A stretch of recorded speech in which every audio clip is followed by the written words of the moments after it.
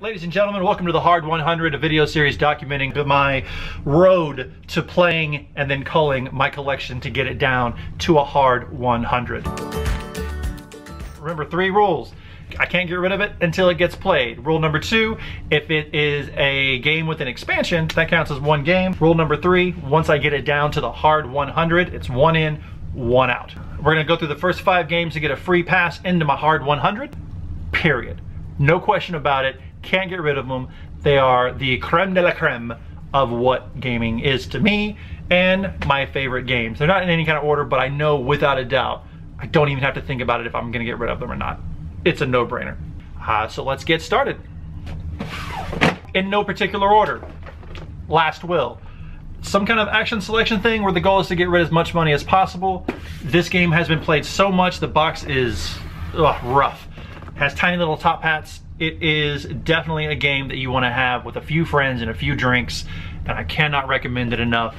Last Will, it's too good to get rid of. Besides, my copy's so beat up, no one's gonna want this anyway, right?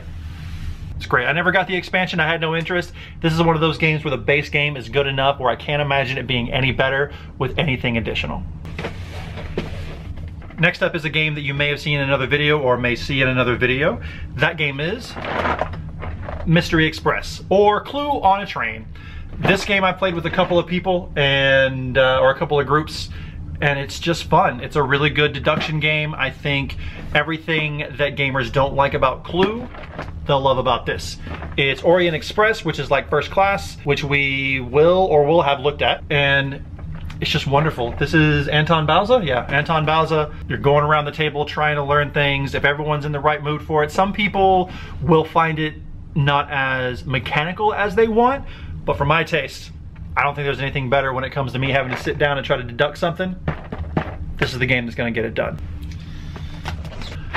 Game number 3, oh God. Elder Sign. Elder Sign with every expansion. I just got the Omens of the Pharaoh. This is a game that I can play solo. I play it by myself. I love Lovecraft, not just the popular Cthulhu stuff. I've read a lot of his stuff and I really, really enjoy it. And if I could get this to fit in this, I would, but it's come to the point where this box is being held together by a rubber band, because if not, it would just explode. Game has a ton of dice and I love it. There's an app for it. It's a cheaper way to play it as well, and there's not a lot of setup, not a lot of cleanup, a lot of beautiful art. I played the crap out of this game. This game is all boxed up, so this is another one of those games that automatically makes the cut for the Hard 100.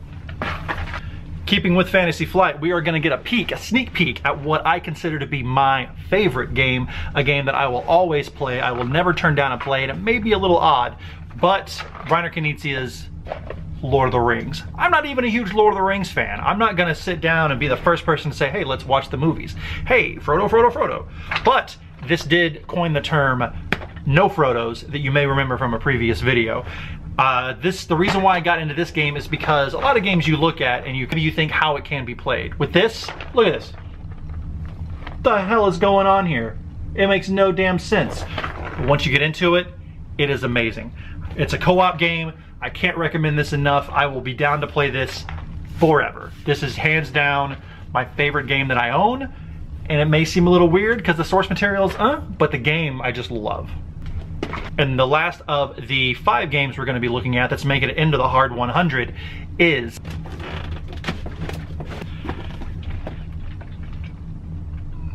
Chaos in the Old World. This game is so mean.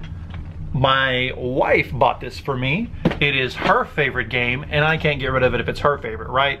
But, spoiler alert, I love it too. This is so brutal. The theme might not be for everyone. I'm not a super big Warhammer guy, but you look past that just as kind of a generic dark fantasy thing.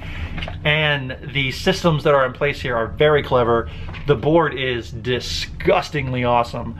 Hold on, I'm gonna pull this out.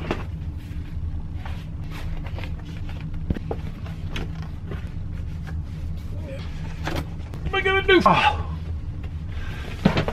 There's like skin stretched across it, and it's like area control, and it's gross.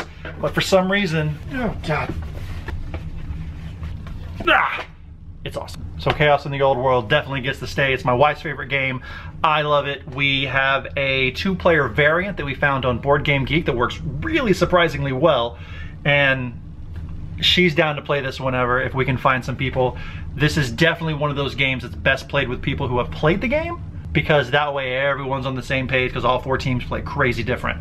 I do not have the expansion for this, and this is another one of those games where I don't need an expansion. You expands it to 5 players and adds the Skaven, but I think 4 is enough. I think there's enough in this box to keep us last for a while, and just can't get rid of it. This is the last of the 5 games that we're talking about today that's gonna make it into my hard 100. This goes right back, oh God, on the shelf. That box is messed up. So I hope you enjoyed that look at the first 5 games that are going in the hard 100. Once again, there's gonna be some other ones that we're gonna go over. Look in the video description below for a up-to-date list of everything that's going into the hard 100, and then hopefully we'll be able to make some progress here. Once again, thank you so much for your time. Have a great day.